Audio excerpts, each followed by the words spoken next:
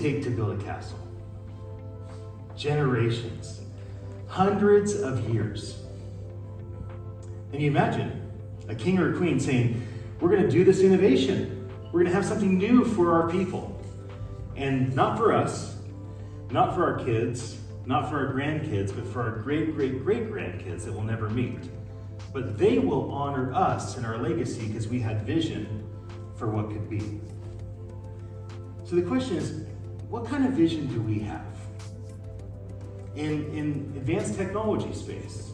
You know, for all those involved with Crypto Female, and I honor Crypto Female, I think it's amazing what SEMA and the community have done. How about for all those that are involved in the crypto, blockchain, distributed ledger space here in this region? What kind of vision do we have around innovation? You look at about 100 years ago, and the idea for innovation was to have a vehicle. But there was an entire industry for horses. There was everybody involved with breeding horses, with selling horses, carriages, and the horseshoeing, and all the different parts of the industry. It was one of the largest industries globally, was the industry of transporting ourselves using animals. And in about 20 years, we transitioned to using vehicles. Innovation. Innovation is just going to get faster and faster and faster. Now, if innovation is only done by the degens for the degens, if it's only done by the anarchists for the anarchists, there will be a limitation. We have to see innovation done so that every type of government will adopt it. It can't just be the developed nations, it can't just be democracies. We need every form of government, even those governments that maybe are not quite as, celebrated as others. We need all forms of government, all types of businesses to lean into innovation. So at Hedera, we are one of many layer 1 blockchains. And we try not to have an attitude of we are the best. We just recognize that we're really great at certain things. And so today I'll talk a little bit about some of the things that we think that we've had some great success with around how we do governance and the fact that we are focused on sustainability and what it is that we've done around innovation. Now, why does governance matter? The reason governance matters is because there are 3 primary ways that people think about governance. So the first way is democracy. And most people say, well, democracy is the best because democracy is trustworthy. It's the consensus of the many. Well, the problem with democracy is it's very slow.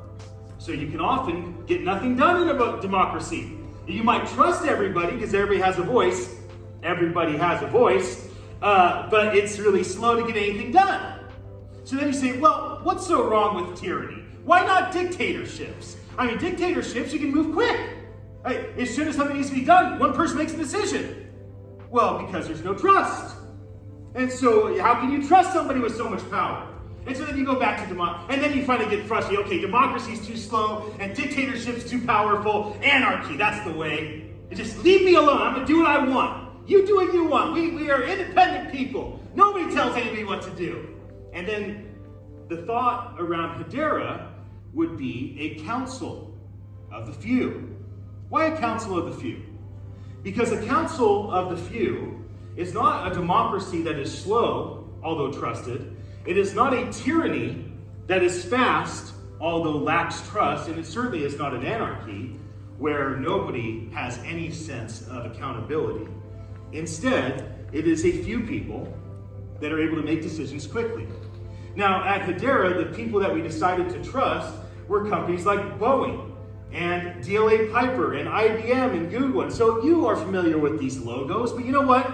How many startups have put logos like these on the screen? It doesn't mean anything, except for these companies actually make up our council.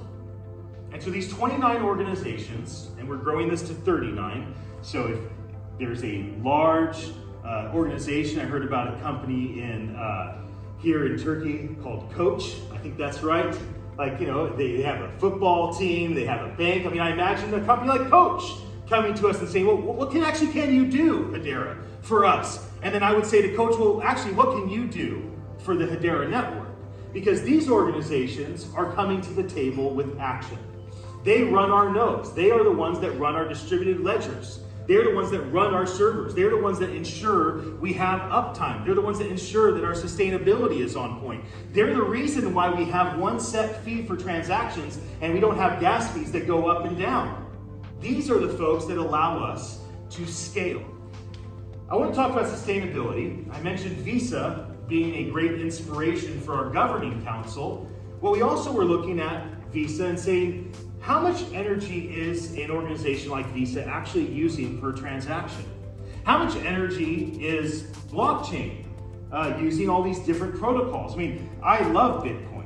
I believe Bitcoin is, obviously the most decentralized of all. Nobody even knows who Satoshi Nakamoto is, whether it's a man or a woman or a team of people. But it completely changed the way that we do finance with decentralized finance opportunities. When you look at Hedera being the greenest blockchain, what you see is just the amount of energy that it takes in order to do a transaction.